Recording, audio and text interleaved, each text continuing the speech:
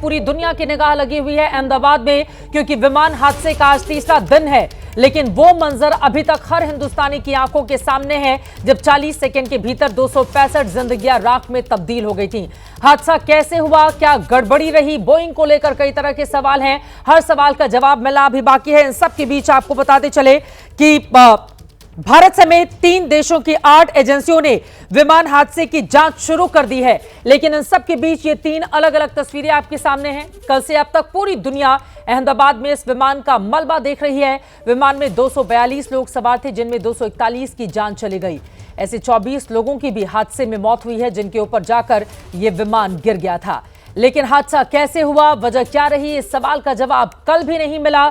जवाब की तलाश आज भी जारी है। इसके साथ ही अब आगे के सवाल सुलझाने की कोशिश की जा रही है कि आखिर कैसे हुआ, क्यों हुआ, अहमदाबाद में ही क्यों हुआ, किसकी वजह से हुआ और क्या इसको रोका जा सकता था। इन तस्वीरों के जरिए आप समझ सकते हैं कि हालात किस तरह के रहे। मौजूदा वक्त में आपको बताते चले, एक ब्लैक बॉक्स की बरामदगी हो गई है। हादसे का राज क्या अब सामने आ जाएगा? आखिर अंतिम उस 40 सेकेंड में ऐसा क्या हो गया कि टेक ऑफ करते ही विमान पूरी तरह से आग के गोले में तब्दील हो गया। इन सब के बीच एक बड़ी खबर आ रही है, 265 जिंदगी गई, आखिर किसकी गलती थी? इस वक्त एक बड़ी खबर आ रही है, उसका रुख करेंगे। अहमदाबाद विमान हादसे को लेकर बड़ी जानकारी। एयर इंडिया के AI-171, AI-172 विमान हटाए जाएंगे, यानी उन्हें रिटायर कर दिया जाएगा। इस वक्त की बहुत बड़ी खबर, अहमदाबाद हादसे के बाद एयर इंडिया के AI-171 और 172 विमान हटाए जाएंगे। अहमदाबाद लंदन हवाई रूट के विमान हटा दिए जाएंगे, उन्हें रिटायर कर दिया जाएगा। इन विमानों को अहमदाबाद लंदन हवाई रूट से हटाया जाएगा। अब इनकी जगह 17 जून से AI-159 और AI-160 उड़ान भरेंगे। अहमदाबाद हादसे के बाद यह बहुत बड़ा फैसला लिया गया है। बहुत बड़ी खबर, बहुत बड़ी जानकारी।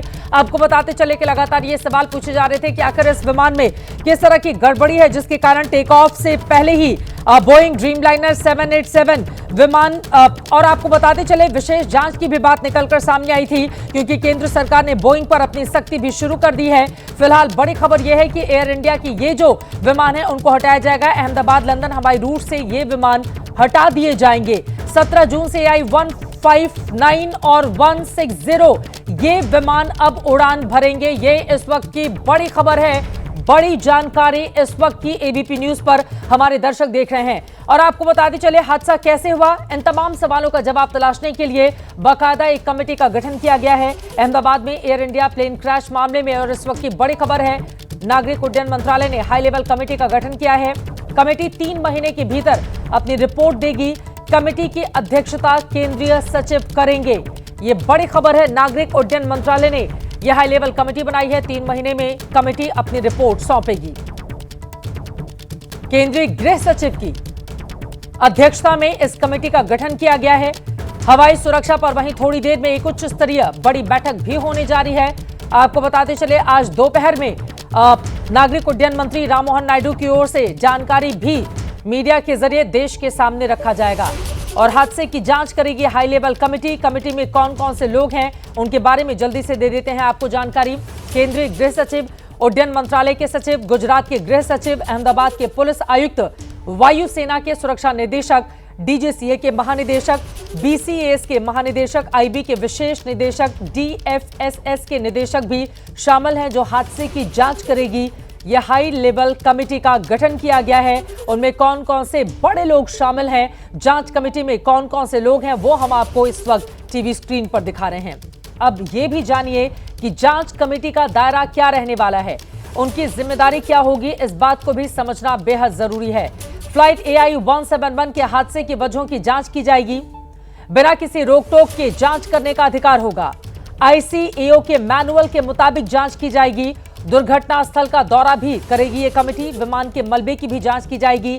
गवाहों के बयान भी दर्ज किए जाएंगे। विमान के मलबे की जांच करेगी, गवाहों के बयान भी दर्ज किए जाएंगे। दुर्घटना से जुड़ी सारी जानकारी ये जो टीम मेंबर्स हैं उनकी ओर से हासिल की जाएगी। बाकायदा तथ्यों को इकट्ठा किया जाएगा और फिर उसका विश्लेषण किया जाएगा। हादसा कैसे हुआ, दुर्घटना से जुड़े सभी रिकॉर्ड्स सुरक्षित रखे जाएंगे। मौजूदा SOP को लेकर सुझाव दिया जाएगा और भविष्य में जो सबसे ज्यादा जरूरी है। ऐसी घटनाओं से निपटने पर सुझाव भी इस पूरे मामले को लेकर दिया जाएगा। 12 जून की दोपहर 1:38 पर अहमदाबाद से लंदन के लिए उड़ान भरने वाली एयर इंडिया के विमान AI-171 की दुर्घटना का आज तीसरा दिन है। घटनास्थल पर हम मौजूद हैं, बीजे मेडिकल कॉलेज का हॉस्टल और मेस, जहां पर ये विमान आकर गिरा और इसकी चपेट में आने से इस मेडिकल कॉलेज के छात्र भी पीड़ित हुए। कई छात्रों की मौत हुई, साथ ही साथ कई डॉक्टर और उनके परिवारजनों की भी इस हादसे में मौत हुई। एजेंसियां अलग अलग एंगल से जांच कर रही हैं। परिसर को घेर कर रखा गया है। अंदर सिर्फ एजेंसियों को जाने की इजाज़त दी गई है। आज घटना का तीसरा दिन है और घटना के तीसरे दिन भी कई एजेंसियां अपनी जांच में जुटी हुई हैं। एक तरफ जहां इस घटना के बाद DGCA ने, सरकार ने जांच के आदेश दे दिए हैं, इसकी जांच की जा रही है, वहीं अलग अलग एजेंसियां भी इसमें जुटी हुई हैं और अलग अलग एंगल से जांच कर रही हैं। ये भी जांच कर रही हैं कि कहीं इस मामले में कोई फाउल प्ले तो नहीं है। अगर हम एजेंसियों की बात करें तो NSG की टीम इस वक्त घटनास्थल पर मौजूद है। NSG की टीम कल भी यहाँ पर पहुँची हुई थी और स्थानीय गुजरात पुलिस के साथ वो पूरे घटनास्थल का मुआयना कर रही थी, साथ ही साथ अपने साक्ष्य जुटा रही थी और जाँच कर रही थी कि आखिरकार क्या कुछ घटना हुई है, तो उसके पीछे क्या कारण हो सकता है और इससे जो भी सबूतों को इकट्ठा करने का कार्य है वो NSG की टीम कर रही थी। इसके अलावा गुजरात फॉरेंसिक की टीम, जो कि गांधीनगर से आई थी, एक 9 सदस्यों की टीम यहां पर पहुंची हुई थी, जो गुजरात ATS के साथ मिलकर काम कर रही थी और फॉरेंसिक की टीम ने कई सबूतों को इकट्ठा करने का कार्य किया है। कई सैंपल लिए हैं और इन सैंपल्स को लेकर लैब में जाँच के लिए भेज दिया है। जिस प्रकार से फॉरेंसिक की टीम है वो अपनी जाँच में रिपोर्ट देगी, इससे काफ़ी कुछ बातें स्पष्ट हो जाएंगी, काफ़ी कुछ जानकारियां हासिल होंगी। और कल फॉरेंसिक के अलावा गुजरात की ATS टीम भी घटनास्थल पर पहुंचकर जांच कर रही थी और जांच में गुजरात ATS को इस इमारत में, जो बीजे मेडिकल कॉलेज का इमारत है, उसके CCTV का एक DVR मिला है और इस DVR से क्या तस्वीर मिल सकती है या कुछ जानकारी मिल सकती है, इसीलिए ATS ने उस DVR को अपने कब्जे में लिया है और उसे जांच के लिए भेज दिया है। नेशनल इन्वेस्टिगेटिव एजेंसी NIA ने भी मामले की जांच की और ये पता लगाना था कि कहीं ये कोई सबोटाज तो नहीं है या कोई आतंकी घटना तो नहीं है या किसी प्रकार की छेड़छाड़ तो नहीं है, लेकिन NIA सूत्रों की माने तो अब तक की जांच में ऐसी कोई बात निकलकर नहीं आई है और NIA ने किसी भी प्रकार के, NIA सूत्रों की माने तो किसी भी प्रकार के सबोटाज यानी फाउल प्ले, छेड़छाड़ से अब तक इनकार किया गया है। यानी अब कुल मिलाकर बात आ जाती है कि आखिरकार ये विमान हादसा हुआ कैसे, जिसे इसकी जांच में सबसे महत्वपूर्ण कड़ी होती है विमान का ब्लैक बॉक्स। तो ये जो ड्रीम लाइनर था उसमें 2 ब्लैक बॉक्स थे, दोनों ही जो ब्लैक बॉक्स हैं वो रिकवर कर लिए गए हैं। पहला फ्लाइट डेटा रिकॉर्डर, जिसको FDR कहा जाता है, ये विमान की ऊंचाई, रफ्तार, इंजन की ताकत, उड़ान की दिशा और अन्य तकनीकी आंकड़ों को रिकॉर्ड करता है। और दूसरा कॉकपिट वॉइस रिकॉर्डर, ये पायलटों की बातचीत, रेडियो संदेश, चेतावनी संकेत और कॉकपिट के भीतर अन्य आवाज़ों को भी रिकॉर्ड करता है। तो दोनों ही ब्लैक बॉक्स को रिकवर कर लिया गया है और इसे जांच के लिए भेज दिया गया है। DGCA ने इसके बाद हिदायत भी जारी कर दी है, खास करके एयर इंडिया की ड्रीम लाइनर के लिए, कि जब भी एयर इंडिया की ड्रीम लाइनर उड़ान भरेगी तो उसे कई नियमों का पालन करना होगा, कई जांच जो प्रक्रिया है उसका पालन करना होगा और तभी एयर इंडिया की विमान उड़ान भर सकेगी। इस विमान हादसे का सच क्या है, ये देश और दुनिया के सामने आना ही चाहिए और दोबारा ऐसी परिस्थिति नहीं बने, उसको लेकर भी पूरी तरह से गंभीरता और प्रतिबद्धता दिखानी ही होगी। फिलहाल इस वक्त एक बड़ी खबर आ रही है, सीधे उसका रुख करेंगे। अहमदाबाद विमान हादसे को लेकर बड़ी खबर है। विमान दुर्घटना में 4 MBBS डॉक्टर्स की मौत हो गई। अहमदाबाद विमान हादसे को लेकर बड़ी खबर है। 4 MBBS डॉक्टर की मौत हो गई। विमान हादसे में डॉक्टर राकेश देवड़ा, आर्यन राजपूत की जान चली गई। डॉक्टर मानव भादु, जयप्रकाश चौधरी की भी मौत हुई है। जूनियर डॉक्टर्स एसोसिएशन की ओर से इस बाबत जानकारी दी गई है। विमान हादसे में 20 डॉक्टर घायल हुए हैं। इस वक्त की बेहद दुखद ये खबर आप तक पहुंचा रहे हैं। अहमदाबाद विमान हादसे को लेकर बड़ी खबर, बड़ी जानकारी। आपको बता दें, कुल 265 लोग मारे गए, जिनमें से 241 जो विमान में सवार लोग थे और बाकी अब कई ऐसे चेहरे जिसके बारे में आपको जानकारी दे रहे हैं, उनकी भी जान चली गई। हमारे साथ हमारे तमाम सहयोगी अलग अलग हिस्सों से जुड़ चुके हैं। सिविल अस्पताल से अंकित गुप्ता हमारे सहयोगी जुड़ चुके हैं। मृत्युंजय सिंह हादसे वाली जगह से इस वक्त हमारे साथ मौजूद हैं। साथ ही स्टूडियो में दो बेहद खास मेहमान हमारे साथ आ चुके हैं। Aviation expert air vice marshal OP Tiwari ji हमारे साथ मौजूद हैं। Aviation expert group captain UK Devnath ji भी हमारे साथ मौजूद हैं। सबसे पहले अंकित, आपका रुख करते हुए, आप इस वक्त सिविल अस्पताल के भीतर मौजूद हैं और ये जो दुखद जानकारी सामने आई है कि किस तरह से डॉक्टर्स की जान गई और क्या जानकारी, अभी क्या हालात हैं, कई लोग अपनी जिंदगी के लिए अभी भी अस्पताल के भीतर संघर्ष कर रहे हैं, उनकी स्थिति कैसी है अंकित?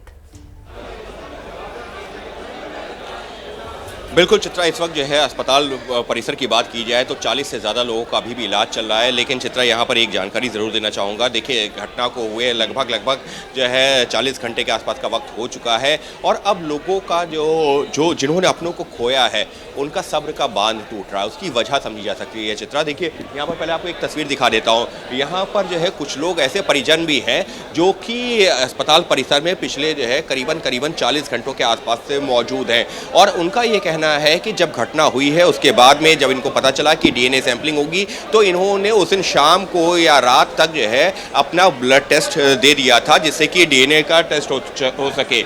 लेकिन अभी भी इनसे कहा जा रहा है कि 72 घंटे का आपको और इंतजार करना होगा, क्योंकि जब तक रिपोर्ट सामने नहीं आती है तब तक बॉडी को हैंडओवर नहीं किया जा सकता। तो इसी वजह से कुछ लोग ऐसे जरूर हैं जिनका सब्र का बांध टूट रहा है, उनमें नाराजगी है तो कोई परेशान है। लेकिन उनकी जो नाराजगी या परेशानी की वजह ये है कि करीबन 40 घंटे का वक्त हो गया और अभी भी कहा जा रहा है कि 72 घंटे का वक्त और लग सकता है। तो कब तक हम इंतजार करेंगे? ये वो दुख भी है क्योंकि उन्होंने अपनों को खोया है, लेकिन अभी तक उनके जो अपने जिनका पार्थिव शरीर है उनको नहीं पता कि वो जो है किस हालत में है, उनका चेहरा देख पाएंगे नहीं देख पाएंगे। तो वो दुख भी है, वो परेशानी भी है और जैसे जैसे वक्त गुजर रहा है वो जो है थोड़ी बेसब्री भी बढ़ती जा रही है। लेकिन चित्रा, हमको यहाँ ये भी समझना होगा कि डॉक्टर्स के सामने, डीएनए जो एक्सपर्ट्स हैं उनके सामने भी अलग चुनौतियां हैं। एक तो यहाँ पर से ब्लड टेस्ट लेकर के सैंपल भेजा जा रहा है और फिर वहाँ पर लैब में, जो कि जो गांधीनगर में लैब है, वहाँ पर टेस्ट किया जा रहा है। और ऐसा नहीं है 5-10 लोगों का जो है टेस्ट है, यहाँ पर जो है 250 से ज़्यादा लोगों का ये टेस्ट होना है, डीएनए टेस्ट, और इसी वजह से वक्त लग रहा है। और डॉक्टर्स ने, प्रशासन ने, सरकार ने साफ कर दिया है कि जब तक यहाँ पर डीएनए टेस्ट की रिपोर्ट नहीं आ जाती एक व्यक्ति की, तब तक बॉडी हैंडओवर नहीं होगी। और फिर चाहे वो जो है पूर्व सीएम विजय रूपाणी हो या फिर अन्य लोग जिन्होंने दुर्घटना में अपनी जान गंवाई है। ये बड़ी जानकारी दे रहे हैं अंकित। मैं फिर दोबारा आपके पास लौटूंगी, मृत्युंजय आपके भी पास लौटूंगी, लेकिन उसके पहले जल्दी से अपने सभी मेहमानों का रुख कर लेती हूं। अब सबसे पहले air vice marshal OP Tiwari ji, आपके पास आते हुए, ये जो बड़ा फैसला लिया गया है कि इस तरह के जो विमान थे अब उनका टेक ऑफ नहीं होगा अहमदाबाद से लंदन के लिए, इसको क्या सही फैसला माना जाए? चित्रा, इसमें थोड़ा कहना चाहूंगा कि जो AI-171 हाँ, और AI-172 ये एक नंबर होता है, जैसे हाँ, ट्रेन को नंबर दिया जाता है और कौन सी बोगी जा रही है, कौन सा एयरक्राफ्ट जा रहा है वो अलग होता है। ठीक है, तो ये नंबर जो है ना, नंबर एसोसिएटेड होगा हमें एक्सीडेंट से, तो ये नंबर हटाना, साइकोलॉजिकल इफेक्ट जो लोगों को पड़ेगा, पैसेंजर पर पड़ेगा, उसको हटाने के लिए नंबर हटाना अत्यंत आवश्यक है। अब नया नंबर दे दिया गया 159160। इस रूट पे कौन सा ड्रीम लाइनर फ्लाई करेगा तो वो तो एयर इंडिया जो कंपनी वो डिसाइड करेगी। तो ये जहाज नहीं हटाया गया, नंबर हटाया गया। लेकिन अच्छा, जहाज वही है, केवल नंबर हटाया गया है, आप ये कह रहे हैं? जहाज तो किसी को भी दे सकते हैं, ड्रीम लाइनर जितने भी एयर इंडिया में है कोई भी फ्लाई कर सकता है। लेकिन ड्रीम लाइनर के बाद मैं कहना चाहूंगा कि ड्रीम लाइनर की जो हिस्ट्री उतनी अच्छी नहीं रही है। कल मैं एक देख रहा था, इनके जो बोइंग के सीईओ थे, इनको इन्वेस्टिगेट किया जा रहा था बिकॉज एयर अलास्का ने उनको क्लेम लगाया था कि उन्होंने मेंटेनेंस प्रैक्टिसेज की जो थी उसको फॉल्सिफाई किया हुआ। He didn't have A correct answer. तो ये इनकी हिस्ट्री रही है, हमेशा कुछ छिपाते रहे हैं। जहाज भी कोई बहुत पुराना नहीं है, 2011 और 12 के बाद का है। इसमें कई इंसिडेंट्स हुए हैं। फॉर्चुनेटली यही हुआ है कि जितने इंसिडेंट्स हुए हैं, जितने स्नैक्स निकले हैं, वो ग्राउंड पर निकले हुए हैं। ये पहली बार हुआ जबकि एयर में हुआ। तो ये एयरक्राफ्ट का टेक्निकल फेलियर को रूल आउट करना पॉसिबल नहीं है, पॉसिबली है कि रूल आउट हो सकता था, और भी कई कारण हो सकते हैं। हाँ, लेकिन ये जो ब्लैक बॉक्स मिला है उसे, अब एक विमान में क्या 2 ब्लैक बॉक्स होते हैं? एक तो मिल गया है दूसरे की खोज की जा रही है, इसके बारे में भी जल्दी से आप जानकारी दे दें, फिर मैं आ रही हूँ साहब के पास। देखिए, दो बेसिक चीजें हैं। हाँ। और ब्लैक बॉक्स इसमें कितने, देखिए, एक तो CVR होता है, कॉकपिट वॉइस रिकॉर्डर। ठीक है। ये जितनी कन्वर्सेशन हो रही है कैप्टन को पायलट में और कैप्टन से ATC के लिए, कैप्टन से फर्स्ट ऑफिसर के लिए, ये सारी वॉइस रिकॉर्ड होती है कि जैसा भी इंसिडेंट होता है तो आपस में क्या रिएक्ट कर रहे हैं, सारी चीजें मिल जाएंगी। वो एक गाइडलाइन देता है। दूसरा बेसिकली फ्लाइट डेटा रिकॉर्डर होता है, FDR। बेसिक टर्म FDR है, नाम कुछ और भी दे सकते हैं। ये सारे पैरामीटर्स, RPM है, इंजन टेम्परेचर है, इंजन प्रेशर है, ऑयल प्रेशर है, जितने भी चीजें, लोकेशंस क्या है, मतलब कि एरोलॉन के, एलिवेटर्स के और रडर्स के लोकेशन क्या है, जो फ्लाइट कंट्रोल से वो कहाँ है, सारी डिटेल्स मिलती है। अब इसकी जहाज में स्पेसिफिकली कितने FDR होंगे ये तो मैं बता नहीं पा रहा हूँ, लेकिन सारी इंफॉर्मेशन उनके पास होती है कि एयरक्राफ्ट किस सिचुएशन में था, कब उसको कब उसको लिफ्ट मिलना बंद हो गया, क्यों ड्रैग बनना बंद हो गया, क्या फ्लैप की सिचुएशन क्या थी, फ्लैग टेक ऑफ के कंडीशन में था कि फ्लैग को गलती से विड्रॉ कर लिया था, अंडर कैरेज को ऊपर क्यों नहीं कर पाए, क्योंकि अंडर कैरेज ऊपर करते तभी भी लिफ्ट मिल सकता था। अब ये लिफ्ट नहीं मिल रहा, एयरक्राफ्ट उसी एटीट्यूड में ग्राउंड पे गया हुआ है, जो टेक ऑफ एटीट्यूड है उसी एटीट्यूड में ग्राउंड हुआ है। इट इज क्लियर कट है कि इनको लिफ्ट नहीं मिल रहा। लिफ्ट किसकी वजह से नहीं मिल रहा? जानकारी किससे सामने आएगी? क्या ब्लैक बॉक्स से सामने आएगी या जिन इक्विपमेंट्स का आपने नाम लिया उसके जरिए जानकारी सामने आएगी? कैसे आएगी ये जानकारी सामने? जो मैं बता रहा हूं, ये सब ब्लैक बॉक्स के अंदर। ब्लैक बॉक्स इसलिए डिजाइन किया जाता है कि कितने भी जी हो, कैसा भी इंपैक्ट हो, कैसा भी टेम्परेचर हो, या पानी के अंदर पड़ा हुआ है, लंबे समय तक पकड़ा हुआ है, ताकि इसको नुकसान ना हो सके। कई ब्लैक बॉक्स हो सकते हैं, कितने होते हैं मैक्सिमम? एक भी हो सकते हैं और 3-4 भी हो सकते हैं। दो तो हम IL-76 में थे तभी भी दो थे, इसका डिटेल नहीं होता, हो सकता है ज्यादा भी हो सकते हैं। ताकि मैक्सिमम ज्यादा इंफॉर्मेशन चाहिए, इनके कंप्यूटर से सारी इंफॉर्मेशन चाहिए। मृत्युंजय हमारे सहयोगी, उनके पास कुछ अहम जानकारी, उनके पास मैं चलती हूँ, फिर बाकी मेहमानों के पास आऊंगी। मृत्युंजय। चित्रा, एक तो ये अपडेट है कि अभी अभी अंदर से जो क्रैश की साइट है वहाँ से अचानक से मूवमेंट हुआ है और यहाँ एम्बुलेंस यहाँ से जस्ट अभी निकला है। तो ऐसा हो सकता है कि मलबे में कोई शरीर का हिस्सा मिला हो और उसे तुरंत अस्पताल ले जाया गया हो, क्योंकि इसे पूरी तरह से एम्बुलेंस को ढक कर ले जाया गया, जिस प्रकार से कल भी हमने देखा था कि इस प्रकार से एम्बुलेंस के मूवमेंट नजर आए थे। दूसरा डेवलपमेंट आपको बता दूं कि यहाँ बहुत सारे स्टूडेंट्स यहाँ पर पहुँचे हुए हैं और ये देखिए आपको नजर आएंगे, ये पोस्ट ग्रेजुएट स्टूडेंट्स है, कुछ अंडर ग्रेजुएट स्टूडेंट्स है। चूँकि जब ये कल हादसा परसों हुआ था, ये अधिकतर लोग अस्पताल में काम कर रहे थे। अब इन्हें जब जानकारी मिली है तो यहाँ पर पहुँचे हुए हैं और इन सामान लेने के लिए पहुँचे हुए हैं, क्योंकि इनको अधिकतर लोगों को तो पता नहीं था। तो हम कुछ लोगों से, डॉक्टरों से बात करते हैं और उनसे समझते हैं। आप बताएं, आप लोग सभी स्टूडेंट्स हैं, मेडिकल स्टूडेंट्स हैं, यहाँ पढ़ाई करते हैं, कहाँ थे आप लोग घटना के दिन? हम तो हॉस्पिटल में थे, हम ड्यूटी पे थे, ऑन ड्यूटी। हम तो रेसिडेंट्स हैं। तो आज आप लोग सामान वगैरह लेने आए हैं या फिर क्या कुछ देख? सामान के लिए ही आए, वैसे तो कुछ बचा तो है नहीं वैसे अपने रूम में। दूसरे मेरे दोस्त लोग हैं, उनके रूम पे जो बचा है उनके हेल्प करने के लिए आया हूँ मैं। तो आपके साथी उस वक्त, बहुत सारे साथी यहाँ पर, जूनियर्स, आपके सीनियर्स यहाँ पर अस्पताल में ही होंगे जब आप लोग हॉस्पिटल में थे? नहीं, वैसे तो हम ऑन ड्यूटी थे सब लोग। कोई लोग OPD में, कोई लोग OT में, कोई लोग वार्ड में, ऐसे तो सब लोग ड्यूटी पे ही थे। तो इसलिए वैसे तो हम रेसिडेंट्स में कोई नहीं था।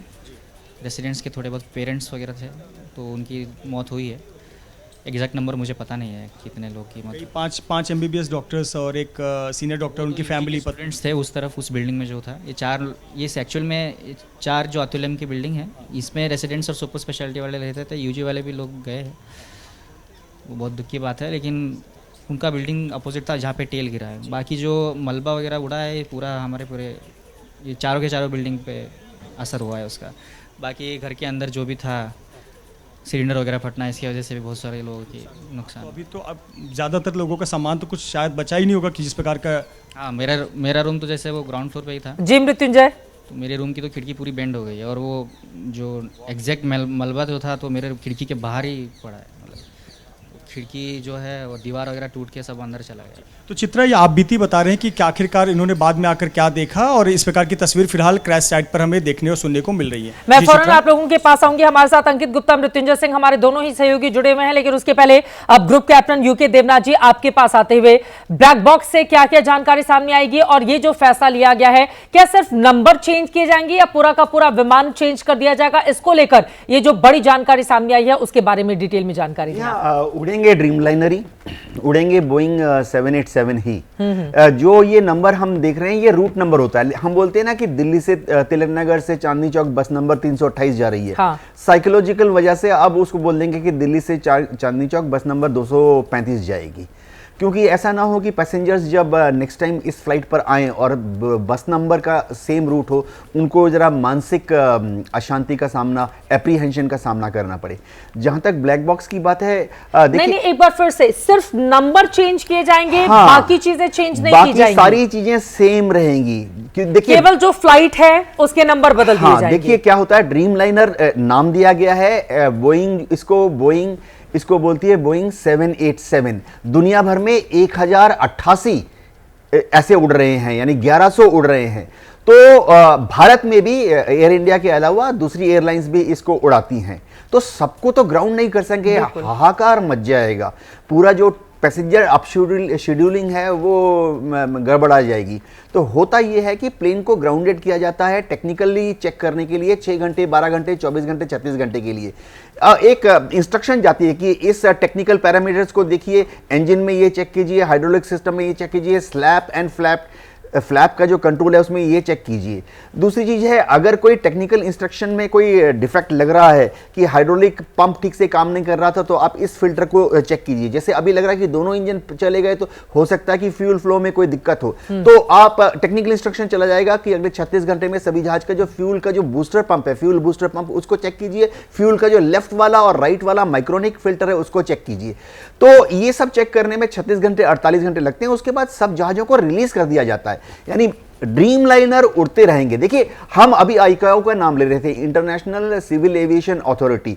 तो आईकाओ के तहत ही दुनिया भर के एविएशन देश के जो हैं वो काम करते हैं। जैसे भारत में डीजीसी है, डीजीसी अपना इंस्पिरेशन, अपनी प्रेरणा, अपनी पॉलिसी जो है आईकाओ के पॉलिसी के तहत कट एंड पेस्ट जॉब करती है। इसी तरह से अमेरिका में एनटीएसबी है, नेशनल नहीं, लेकिन अगर सिर्फ नेम प्लेट चेंज या नाम चेंज कर दिया गया तो उससे समस्या का समाधान तो नहीं हो जाएगा ना। आप कह रहे हैं कि सिर्फ मानसिक तौर से लोगों तक ये मैसेज पहुंचाने के लिए कि इसका हमने मतलब ये तो नहीं बताया जाएगा कि नाम चेंज कर दिया गया है, वो तो आप एक्सपर्ट हैं, इसके बारे में जानकारी दे रहे हैं, लेकिन उससे समस्या का समाधान तो नहीं हो जाएगा। देखिए, समस्या का समाधान इस तरह से किया जाता है एविएशन इंडस्ट्री में कि एक चेकलिस्ट बनाई जाएगी कि क्या क्या लैप्सेस अगर हुए, डाउटफुल है, अभी तो फाइनल रिपोर्ट आई नहीं है कि पायलट जो है एडिशनल इस तरह की चेकिंग करेगा। टेक्निकल क्रू जो है, चाहे वो जो टेक्नीशियन हाइड्रोलिक सिस्टम चेक कर रहा है, एक टेक्नीशियन रेडार चेक कर रहा है, एक टेक्नीशियन जो है इंजन चेक कर रहा है, वो एडिशनल कंफर्मेटरी चेक करेंगे। इसी तरह से स्टैंडर्ड ऑपरेटिंग प्रोसीजर, क्या एयरक्राफ्ट को रनवे के शुरुआत में लाइनअप किया गया, क्या उस वक्त टेम्परेचर बहुत हाई था कि इंजन परफॉर्मेंस डिटेरियोरेट हो गया, यानी जो ऑपरेटिंग प्रोसीजर है उसको थोड़ा अपडेट कर देते हैं। इसके बाद डीजीसीए में बड़े बड़े एक्सपीरियंस पायलट्स होते हैं, डीजीसीए में बड़े बड़े इंजीनियर होते हैं, एविएशन इंजीनियर्स होते हैं, एयर ट्रैफिक कंट्रोलर्स होते हैं। इनपुट मिलती है बोइंग से भी, बोइंग ओरिजिनल एयरक्राफ्ट मैन्युफैक्चरर है। देखिए, उनकी रेपुटेशन की बात है, ऐसा ना हो कि उनके जो अगले 400 सप्लाई ऑर्डर हैं वो कैंसिल हो जाएं।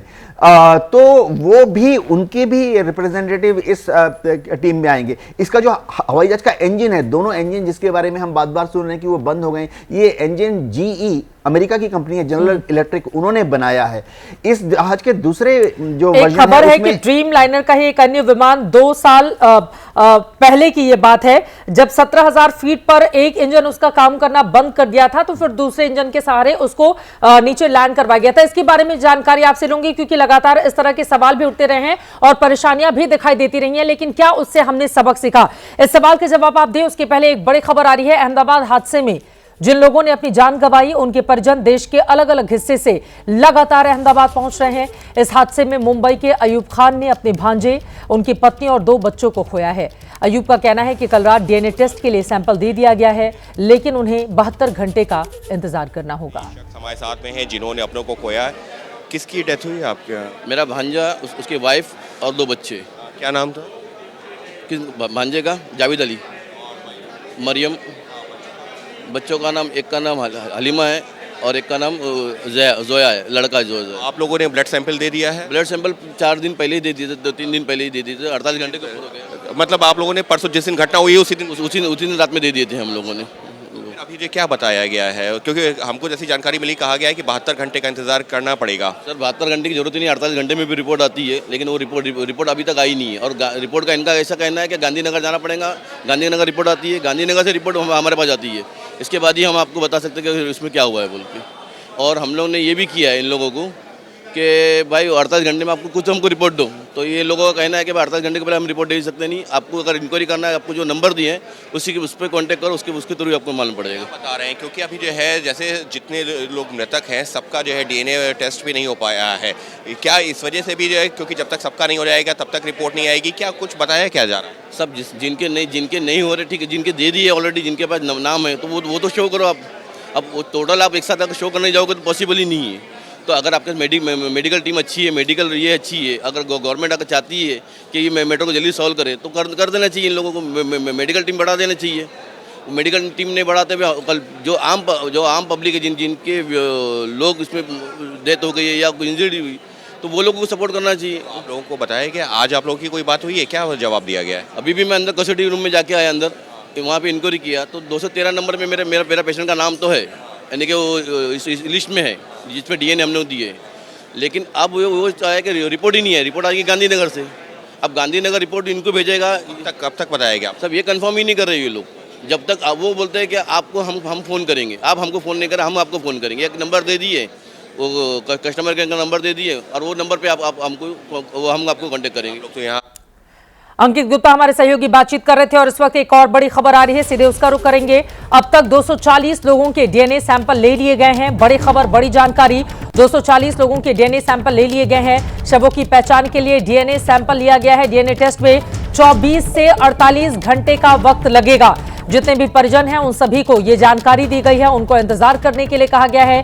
ऐसे ही एक व्यक्ति से हमारे सहयोगी बातचीत कर रहे थे। फिलहाल एक एक करके सभी के डीएनए सैंपल लिए जा रहे हैं। वो तस्वीरें भी आपको दिखा रहे हैं, परिवार के लोगों के ऊपर क्या गुजर रही होगी, क्योंकि जो शव हैं उनकी पहचान करना बहुत मुश्किल है। वो पूरी तरह से जल चुके हैं। ऐसे में अब किस तरह से पूरे के पूरे डीएनए सैंपल की ये जो प्रक्रिया है वो आगे बढ़ेगी, कैसे मिलान किया जाएगा, ये अपने आप में एक और बड़ी चुनौती है। ग्रुप कैप्टन यूके देवनाथ जी, इस बारे में मैं आपकी टिप्पणी चाहूंगी, क्योंकि इसी खबर पर हम लोग बने हुए हैं। 240 लोगों के डीएनए सैंपल लिए गए हैं, लेकिन पूरी तरह से शव, जब उसमें कुछ बचा ना हो, सिर्फ राख या फिर हड्डियां जली हुई दिखाई दे रही हो, कैसे मिलान किया जाएगा? देखिए, डीएनए टेस्ट मैं दर्शकों को बताना चाहता हूं और उनके थ्रू जो परिवारजन हैं उनको भी बताना चाहता हूं कि डीएनए टेस्ट एक लंबा प्रोसीजर होता है, उसको शॉर्टकट नहीं कर सकते हैं। डीएनए टेस्ट में जो टिश्यू है, ब्लड सैंपल है या कोई भी दूसरा शरीर का टिश्यू, इसको लैब में ले जाते हैं। तो ये जो लैब है इसको हम बोल रहे हैं एफएसएल, फॉरेंसिक साइंस लैब में जब ले जाते हैं तो वहाँ पर इसमें एंजाइम ऐड किए जाते हैं। 2 एंजाइम ऐड किए जाते हैं। वो एंजाइम को इस टिश्यू पर काम करना पड़ता है ताकि हर तरह का जो मॉलिक्यूल है उसके स्ट्रैंड्स, डीएनए एंड आरएनए में एक हेलिकल स्ट्रैंड होता है, वो खुल जाए। जब वो खुल जाता है तो एक तरीका होता है कि उसमें जो मार्कर्स हैं, देखिए हम क्यों करते हैं, हर परिवार में कुछ ना कुछ खासियत होती है, तो इनको डीएनए मार्कर बोला जाता है। तो उस मार्कर्स को आइडेंटिफाई करना पड़ता है, मैनुअली भी आइडेंटिफाई करना पड़ता है, मार्कर को कंप्यूटर से भी आइडेंटिफाई करना पड़ता है। उसके बाद इसको दोबारा से डबल कंफर्मेशन के लिए CFL, next higher lab, central forensic lab में भेजा जाता है। तो ये समय लगता है। सीएफएल में भी जब डीएनए हो जाता है क्लियर, उसके बाद उसकी एक लीगल मेडिकल रिपोर्ट तैयार होती है। वो लीगल मेडिकल रिपोर्ट जब अप्रूवल देती है, उसके बाद ही उस सैंपल को हॉस्पिटल में कंपिटेंट अथॉरिटी के पास भेजा जाता है। मैं अभी परिवारजन बहुत ही परेशान थे, जाहिर बात है, बहुत ही नॉर्मल नेचुरल रेस्पॉन्स है, वो चाहते हैं शव जल्दी से मिल जाए। देखिए होता क्या है, पास्ट एक्सपीरियंस बताता हूं, क्योंकि एयरफोर्स में भी कई बार इस तरह से क्रैश हो चुके हैं।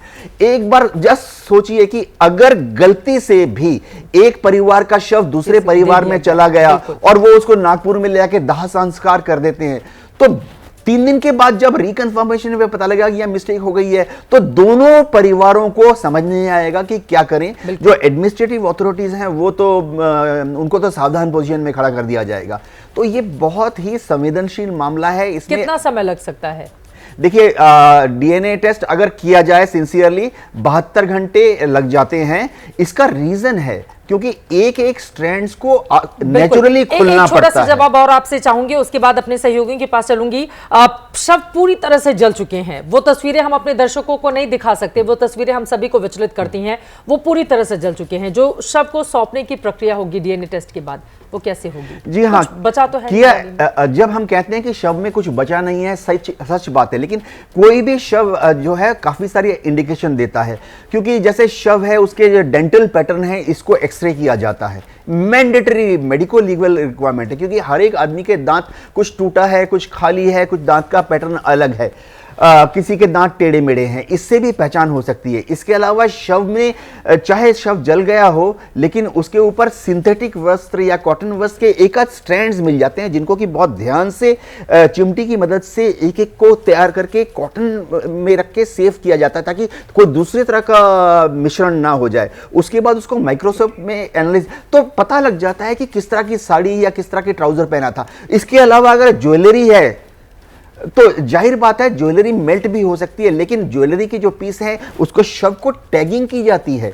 उस टैगिंग करने के बाद जो ज्वेलरी के पीसेस हैं उनको पॉलीथीन कवर जो कि बहुत साफ होता है उसके अंदर रखने के बाद बॉडी के साथ और उस ज्वेलरी के जो अवशेष बचे हैं उनको टैगिंग की जाती है। तो बहुत सारी चीज़ों को मैच करना पड़ता है शव को परिवारजनों को सौंपने के पहले। जी ये बहुत बड़ी बात आप कह रहे हैं और इसी वजह से ये प्रक्रिया इतनी लंबी होती है। परिवार वालों की जो भावनाएं हैं कि जल्द से जल्द शव उनको सौंपे जाए ताकि वो अंतिम संस्कार कर पाएं, उन भावनाओं का पूरा सम्मान करते हुए, लेकिन प्रक्रिया में इतना समय लगेगा जैसा कि हमारे एक्सपर्ट भी आपको जानकारी दे रहे हैं। थोड़ा सा धैर्य से यहाँ पर जरूर काम लेना होगा।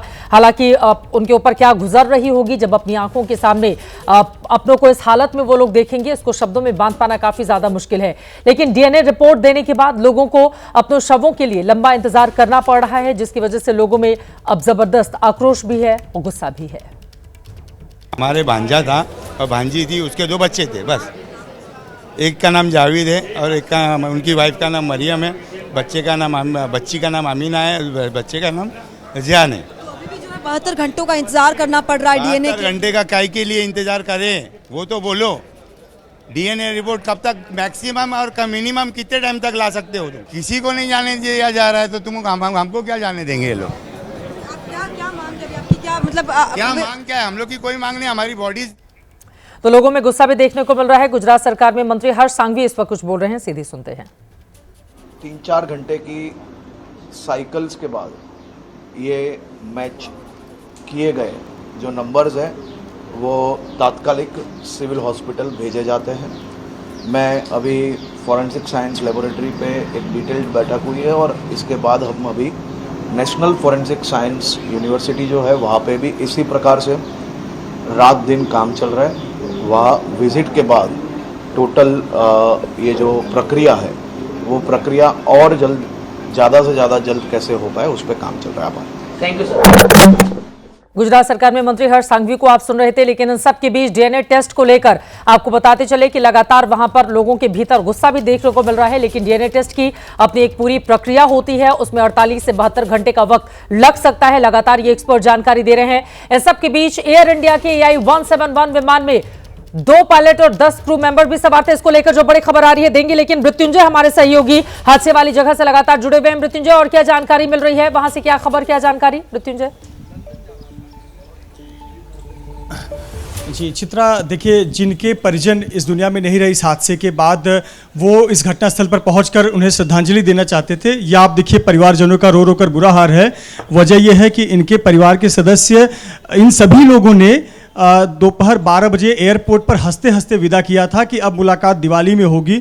और अलविदा कहकर जब ये घर पर पहुंचे तो उन्हें पता चला कि विमान हादसा हो गया है और वही विमान है जिसमें उनके परिजन थे। और आपको जो महिला रोते हुए नज़र आ रही है उनके देवर थे, और जो आप सामने व्यक्ति आपको नज़र आ रहे हैं जिनसे 2 लोग बातचीत कर रहे हैं, हिम्मत दे रहे हैं, वो वही उनके भाई हैं जिनका इसमें निधन हो गया। ये हाथों में फूलमाला और दिया लेकर उस घटनास्थल पर पहुंचे हुए थे। हाँ, कौन थे परिवार के लोग? वो लोग बहुत रो रहे हैं, बिलख रहे हैं। इनकी स्थिति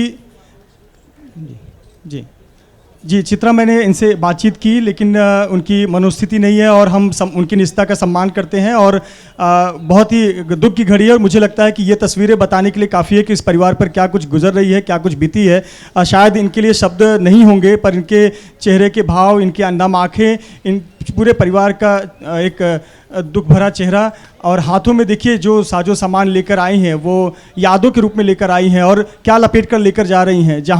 जहाँ पर यह हादसा हुआ वहाँ उन्होंने पहचान के रूप में देखिए उन्हें क्या मिला है, एक शायद चद्दर और कुछ शर्ट, इस प्रकार से इसे लेकर यहाँ पर आई हैं और रो रो कर बेहाल हैं। और मैंने इनसे बात की पर एक वाक्य से अधिक बोलने की स्थिति में नहीं है। उन्होंने बताया कि मेरे भाई थे जिनको हम एयरपोर्ट पर छोड़ने गए थे और उन्होंने कहा था दिवाली में वापस लौटेंगे। आपकी बात बिल्कुल सही है, लेकिन हम वो माध्यम हैं जो इनकी आवाज बनकर सरकार तक उनकी जो पीड़ा है, वो जो चाहते हैं, वो दीवार पर सिर टिकाकर खड़े हुए हैं। अगर सरकार तक ये तस्वीरें हमारे माध्यम से पहुंच पाए और हम उनकी पीड़ा को उनको दूर करना चाहते हैं, हम चाहते हैं उनकी मदद करना, वो लोग जो चाहते हैं हम उसे पूरा करना चाहते हैं। इसी वजह से जब वो लोग शांत हो या बात करने की स्थिति में आए तब आप जरूर उनसे बातचीत कीजिएगा। उनकी मनोस्थिति को समझा जा सकता है, परिवार के ऊपर क्या बीत रही होगी, लेकिन दीवार के पीछे खड़े होकर वो लोग कहां जाना चाहते हैं, ये कहां के लोग हैं, क्या ये गुजरात से ही हैं या फिर बाहर से आए हैं, इसके बारे में भी आप जानकारी दें। और परिवार के किस सदस्य की जान गई है, उनकी उम्र क्या थी, उनके बाबत कोई जानकारी मिली है क्या मृत्युंजय?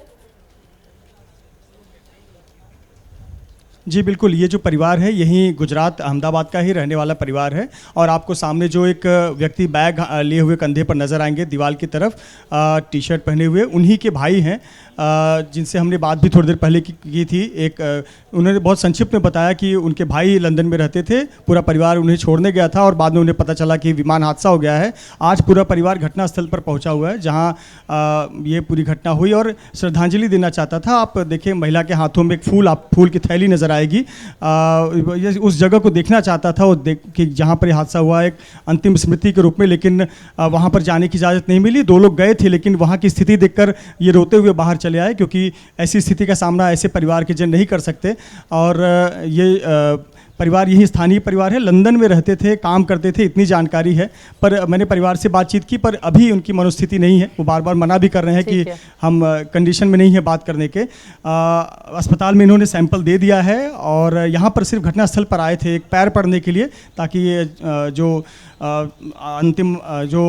अंतिम यात्रा जब भी कभी होगी उसके पहले ये उस घटनास्थल पर जाकर देख रहे थे और एक नमन करना चाहते थे और आत्मा की शांति के लिए प्रार्थना करना चाहते थे। अब परिवार एक बार फिर से अब घर की तरफ जाते हुए नज़र आ रहा है और निश्चित तौर पर दुख की घड़ी है पूरे परिवार के लिए। और ऐसे कई परिवार आए हुए हैं, यहाँ तक कि हमने कई डॉक्टरों को भी देखा जिन्होंने अपने सहकर्मियों को खो दिया या फिर उन्हें घायल स्थिति में वो देख रहे हैं। तो परिवार की यह इस वक्त हालत है और देखिए परिवार इस समय गमगीन होकर लौटता हुआ नजर आ रहा है। जी बहुत मुश्किल है, इनकी जो भावनाएं हैं, इनके भीतर जो ज्वार चल रहा होगा उसको आप तक पहुंचा पाना। जरा सोचिए उस जगह पर जहां पर परिवार के एक सदस्य की जान चली गई है, वे उस जगह पर जाकर फूल चढ़ाना चाहते हैं लेकिन अभी चूंकि जांच जारी है और उस जगह पर जाने की इजाजत भी नहीं होगी, इसी वजह से दीवार के पीछे ये परिवार पहुंचा, वहां पर अपना सिर टिकाता है। काफी देर तक वो लोग भावुक होते हैं, रोते हैं और फिर वहां से आगे की ओर बढ़ जाते हैं।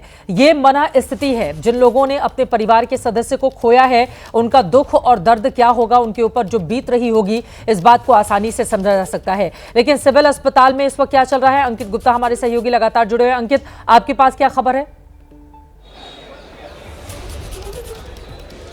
चित्रा, अभी जैसे जानकारी मिली है, जो हमने अपने दर्शकों को भी जानकारी दी है कि 240 से अधिक लोगों का ब्लड सैंपल ले लिया गया है जिसको डीएनए टेस्ट के लिए भेजा गया है। लेकिन अभी भी जो है कुछ लोग ऐसे हैं जिनका जो है ब्लड या जिनके रिलेटिव्स यहाँ नहीं पहुँच पाए हैं और जिनका जो है ये डीएनए सैंपल लेना बाकी है। हालांकि आधिकारिक तौर पर ये आंकड़ा तो नहीं सामने आया है, लेकिन इतना ज़रूर पता चला है कि कुछ लोगों का डीएनए टेस्ट होना अभी भी बाकी है। तो लेकिन इस सब के बीच में हर्ष संघवी जिन्होंने जिस बात का जिक्र किया, मैं उसी बात को थोड़ा सा आगे भी बढ़ाना चाहूँगा। देखिए चित्रा, यहाँ पर ये जो हादसा हुआ है, यहाँ पर अगर आप पॉजिटिव चीज़ ढूंढेंगे कि ये जो प्रक्रिया चल रही है वो उसमें तेज़ी कैसे आ रही है, वो तेज़ी इस वजह से आ रही है क्योंकि जो अहमदाबाद में ही CFSL की लैब है, यहीं पर जो है नेशनल जो ये यूनिवर्सिटी है वो है। तो इस वजह से नेशनल फॉरेंसिक यूनिवर्सिटी है वो यहाँ पर गांधीनगर में ही है। तो इसी वजह से यहाँ पर जो सैंपल लिए जा रहे हैं फटाफट वहाँ भेजे जा रहे हैं। लेकिन जिस बात का जिक्र अभी हमारे एक्सपर्ट भी कर रहे थे कि देखिए उसमें जो एक प्रक्रिया है। ऐसा नहीं है कि आपने ब्लड टेस्ट की तरह उसको टेस्ट किया और रिपोर्ट सामने दे दी। ब्लड टेस्ट भी अगर आप करवाते हैं तो कुछ टेस्ट ऐसे होते हैं जिसके रिपोर्ट आने में 24 घंटे से ज़्यादा का वक्त लग जाता है, और यहाँ तो DNA टेस्ट की बात हो रही है। और ये भी जो है ऐसा नहीं है, आज है 8-10 लोगों का, 250 से ज़्यादा लोगों का ये जो DNA टेस्ट हो रहा है। और अभी जो हमारे एक्सपर्ट ने बात कही वो अपने आप में बहुत ज़्यादा महत्वपूर्ण है, क्योंकि आप यहाँ पर एक चूक नहीं कर सकते कि किसी परिवार की बॉडी किसी और को दे दें।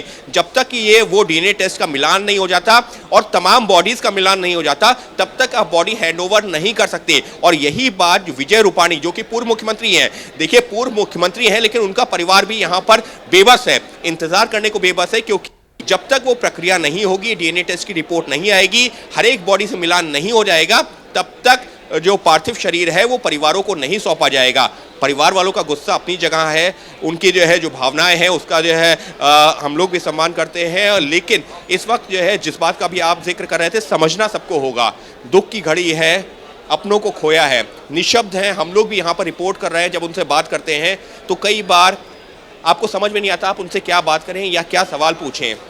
लेकिन ये भी एक सच्चाई है, एक दुर्घटना हुई है जहाँ पर 250 से ज़्यादा लोगों की मौत हो चुकी है, और वहाँ पर अब एक बेबसी है, क्योंकि आपको जो पार्थिव शरीर है उसको मिलने में भी कितने घंटों का इंतज़ार है किसी को नहीं पता। कहा जा रहा है 72 घंटे, लेकिन वो 72 घंटे कब खत्म होंगे, और जब वो पार्थिव शरीर सामने आएगा भी तब भी आखिरी बार क्या चेहरा देख पाएंगे? शायद नहीं, क्योंकि जो डेड बॉडीज़ हैं, जो पार्थिव शरीर हैं, वो उस हालत में है ही नहीं। लेकिन फिर भी कम से कम अपने जो प्रियजन हैं, जिनकी मृत्यु हुई है, उनका अंतिम संस्कार कर पाएँ, इसी आस में अस्पताल के किसी कोने में कोई बैठा है, किसी कोने में कोई बैठा है, कहीं कोई खाना दे रहा है, कहीं कोई पानी दे रहा है, लेकिन है तो सिर्फ एक इंतज़ार, वो इंतज़ार कि पार्थिव शरीर मिल जाए, उसका अंतिम संस्कार कर दिया जाए। लेकिन ये इंतज़ार अभी कितने घंटों का है, शायद किसी के पास कोई जवाब नहीं। जी बिल्कुल अंकित, विमान त्रासदी में अपनों को गंवाने वाले हर परिवार के साथ पूरा देश इस वक्त खड़ा है, और इन परिवार के ये जो चेहरे हैं, आप जरा सोचिए उनके ऊपर क्या गुजर रही होगी, और जो उनके ऊपर बीत रही है, यकीनन वो अपनी जगह बिल्कुल सही भी हैं। वो चाहते हैं जल्द से जल्द जो उनके पीड़ित परिजन हैं उनका शव उनको मिल जाए, जो भी हिस्सा है, जला हुआ जो भी हिस्सा है वो मिल जाए, ताकि जल्द से जल्द वो अंतिम संस्कार कर पाएं। लेकिन पूरी प्रक्रिया में समय लगेगा। एक गलत शव अगर किसी दूसरे परिवार को दे दिया गया तो आगे आने वाले वक्त में उसके परिणाम बहुत बुरे हो सकते हैं। इसी वजह से यहाँ पर फूंक फूंक कर कदम रखा जा रहा है, लेकिन ये सरकार की भी जिम्मेदारी है कि बिल्कुल सही सटीक जानकारी परिवार तक पहुंचा दिया जाए, बकायदा फोन करके, ताकि वो अस्पताल या फिर उस हिस्से के बाहर यहां पर इस तरह से वो परेशानी का सामना नहीं करना पड़े। उनको ये बताया जाए कि आपको कब आना है, कितने बजे आना है, उनके लिए पूरी इंतजाम और पूरी व्यवस्था किए जाएं, ताकि परिवार के लोगों को परेशानी का सामना नहीं करना पड़े। Air vice marshal OP Tiwari ji, आपके पास आते हुए, पीड़ित परिवार के साथ पूरा देश खड़ा है, एक परिवार की तरह हम सब उनके साथ खड़े हैं, लेकिन उनको ये समझाना बहुत जरूरी है कि एक गलत शव, जिसका जिक्र ग्रुप कैप्टन यूके देवनाथ भी कर रहे थे, कि अगर किसी गलत परिवार के पास पहुंच गया तो फिर उसके परिणाम ठीक नहीं होंगे। इसी वजह से फूंक फूंक कर कदम रखना होगा, क्योंकि जो शव हैं उनकी शिनाख्त कर पाना, उनकी पहचान कर पाना बहुत मुश्किल है, और ये पूरी मेडिकल प्रक्रिया ये तत्काल नहीं हो सकती कि हम तुरंत गए और तुरंत रिजल्ट हमारे सामने आ गया। इसमें थोड़ा इंतजार करना पड़ेगा। चित्रा, देखो पूरी तरीके से सहमत हूँ आपसे, ये बहुत ही ज़्यादा सेंसिटिव इशू है। उनकी साइकोलॉजी, उस स्टेज पे उनके दिमाग में क्या बात चल रही है, थोड़ी भी गलती इस तरीके से आजकल कोर्ट की जाती है कि बहुत बड़ा सहारा ले लेती है। तो सरकार को भी हर कदम फूंक उठाने पड़ेंगे, ताकि कोई इसको गलत तरीके से एक्सपोज न कर सके और गलत भावना दिखा सके। देखिए, नंबर बहुत ज़्यादा है। देखिए, एक्सीडेंट इंसिडेंट्स हमने एयरफोर्स में बहुत देखे हैं। लोग आते हैं, हमको समझा जाते हैं, मन जाते हैं, लेकिन कम लोग होते हैं ना। एयरफोर्स के एक्सीडेंट्स में कम लोग इन्वॉल्व होते हैं, कम फैमिली जाती है। लेकिन 260 का ये मामला बहुत ज़्यादा है। और जो हमारे पास जो लोग आते हैं तो उनको पता है कि हमारे बच्चे जो फ्लाइंग कर रहे हैं, इसके लिए ऑक्यूपेशनल हजार्ड इनका है, लेकिन इनको ये समझ नहीं है। और कई तरह के लोग इनके कान में भर रहे हैं, क्यों हुआ है, जहाज़ कैसे हुआ है, कई कारण हो सकता है। तो हर कदम बड़ी फूक के लेना, सरकार को कोई गलती नहीं करनी है और एडमिनिस्ट्रेशन को कोई गलती नहीं करनी है, लेकिन ऐसे ऑफिसर्स को डिप्लॉय वहाँ करे जो इनसे ढंग से डील कर सके और इनमें कॉन्फिडेंस जला सके। क्योंकि हर तरह के लोग होते हैं, एक ऑर्गेनाइजेशन में हर तरह के लोग होते हैं, लेकिन इसमें उस लोगों को चूज करना चाहिए, जिनकी पर्सनल डीलिंग, लोगों से बात करना, इनकी फीलिंग और समझाने की कोशिश करें। अब जैसा क्रूड और स्ट्रेट फॉरवर्ड बोलने वाले लोगों की यहाँ बिल्कुल जरूरत नहीं है फिलहाल। बिल्कुल अच्छे लोग चाहिए, ढंग से बात करें, कुछ जहाज के बारे में बताएं, क्या हो रहा है, कैसे हो रहा है, अब हम करेंगे, आपको चिंता कर, इसकी सबसे ज़्यादा आवश्यकता है। अब मैं पूरी तरीके से श्योर हूँ कि लोग कोशिश कर रहे होंगे। जो भी अगर कोई अधिकारी ये बात मेरी सुन रहा है, तो अगर वो ऐसा कर भी रहा है तो सोचे समझे इस तरीके से डील करे, ताकि उनको विश्वास पड़े कि भाई हमारे साथ लोग खड़े हैं। कहना आसान होता है, लेकिन उनके साथ जो डीलिंग करेंगे, जैसे कोई अहमद साहब जो भी परेशान थे, उनको सही तरीके से समझाया नहीं जा रहा था। उनको गुजराती में समझाओ, हिंदी इंग्लिश समझ में नहीं आ रही है, उनकी भाषाओं में समझाओ, नहीं आ रहा था किसी को पकड़ के लेके आओ, समझाओ, ये बहुत जरूरी है। ये इस स्टेज पर इस तरह का रिएक्शन लोगों से अत्यंत आवश्यक है। अब एक्सीडेंट क्यों हुआ है, कैसे हुआ है, तो ये तो लंबा विषय है, इसकी इंक्वायरी बहुत टाइम लेती है, बहुत समय लगेगा, लेकिन बताना कुछ नहीं है। मैं एक बात करना चाहूंगा, जैसे आप कह रहे थे कि एक इंजन फेल हुआ था, कोई फेटल एक्सीडेंट नहीं हुआ। इस जहाज ने 41,000 आवर्स फ्लाइंग कर चुके हैं, 8,000 टेक ऑफ एंड लैंडिंग कर चुका है, इसकी लाइफ 11.5 है। Number of aircraft Indian airlines में भी 33 है, और इंडिगो भी 6-7 रखा हुआ जहाज उन्होंने। लेकिन जब इंजन फेल हुआ था, तो इंजन में क्या बोइंग ने बताया कि किस वजह से फेल हुआ था, क्या पार्ट गड़बड़ था, ये देखना, ये तो रिसर्च की विषय है कि बोइंग के ऊपर हमें विश्वास करना पड़ेगा। वो सही तरीके से उन्होंने बताया और क्लैरिफाई किया।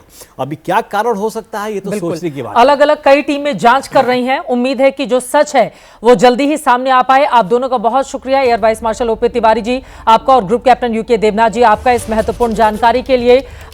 धैर्य रखने का ये वक्त है और बहुत जरूरी है। सरकार की ये पूरी जिम्मेदारी है कि जो पीड़ित परिजन इस वक्त अस्पताल के बाहर या अलग अलग जगहों पर अहमदाबाद में परेशान हो रहे हैं, उन तक बिल्कुल संवेदनशीलता के साथ सही और सटीक जानकारी पहुंचाई जाए, ताकि उनका वो जो मनोभाव है अब जो इस वक्त पूरी तरह से बह रहा है, उसको कंट्रोल किया जा सके। पीड़ित परिवार वालों के साथ पूरा देश इस वक्त खड़ा हुआ है।